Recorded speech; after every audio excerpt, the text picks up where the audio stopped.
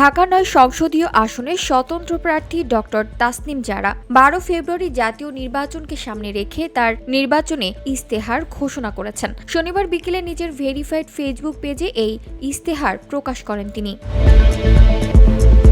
তিনি লেখেন, ঢাকা ৯ এই শহরের প্রাণ, অথচ আমাদের সাথেই বিমাতা সুলভ আচরণ করা হয়। আমরা গুলশান বনানীর সমান ট্যাক্স দেই, সমান বিল দেই, কিন্তু সেবা পাই তৃতীয় শ্রেণীর। ভোটের সময় নেতারা আসেন, ভোট নেন, তারপর উধাও হয়ে যায়। রাষ্ট্র আমাদের এটিএম মেশিন ভাবে। টাকা নেওয়ার সময় আছেন, সেবা দেওয়ার সময় নেই। আমি পেশাদার রাজনীতিবিদ নই, আমি এলাকার মেয়ে।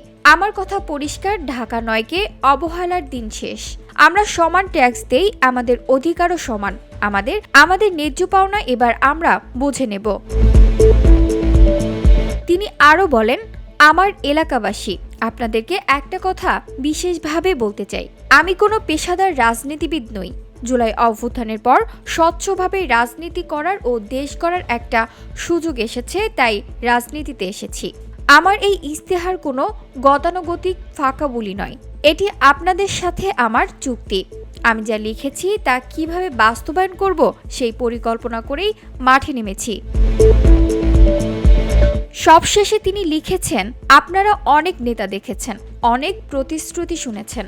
এবার একজন ডাক্তারকে সুযোগ দিন, যে ডাক্তার জানে রোগ কোথায় আর ওষুধ কোনটা, যে ডাক্তার কথা রাখে, যে ডাক্তার বিপদে পাশে এসে দাঁড়ায়। এমন একজন শিক্ষিত সন্তানকে সুযোগ দিন, যে আপনাদের মাথা নত হতে দেবে না।